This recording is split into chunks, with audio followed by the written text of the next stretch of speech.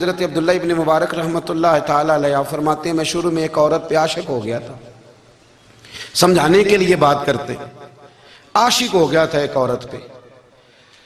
تو میں نے عشاء کی نماز اس کے محلے میں جا کے پڑھی. میرا مذہبی گھرانے سے تعلق تھا, نماز میں پڑھتا تھا. تو امام صاحب جو تھے نا, یہ داتا صاحب نے لکھا ہے کشف المحجوب, امام صاحب نے نا آیات ذرا لمبی پڑھی. تو میرے دل میں خیال آیا کہ مولانا آپ تو فارغ ہیں, تو ہمیں تو اور بھی کام ہے.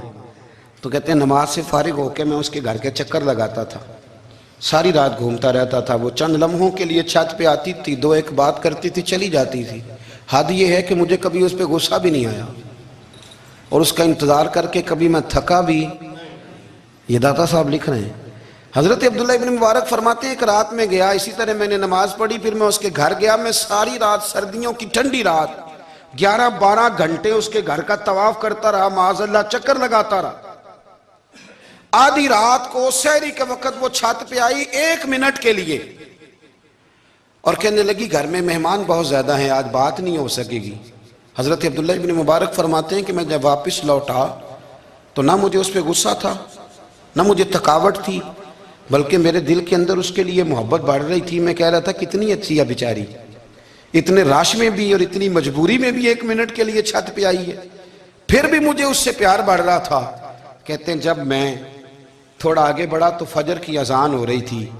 یکدم میرے اندر سے آواز اٹھی. میں نے کہا عبداللہ اگر تو ایک عورت کے لیے ساری رات کھڑا رہتا ہے, نہ تھکاوٹ ہوتی ہے, نہ غصہ آتا ہے, بلکہ پیار بڑھتا ہے, اگر عورت کے لیے بندہ کھڑا رہ سکتا ہے تو رب رسول کے لیے بھی کھڑا رہ سکتا ہے. پھر تراویح پڑھنا کوئی اتنا مشکل کام نہیں ہے, پھر تہجد کے لیے اٹھنا کوئی مشکل کام نہیں ہے. شرط یہ ہے کہ پیار ہو جائے.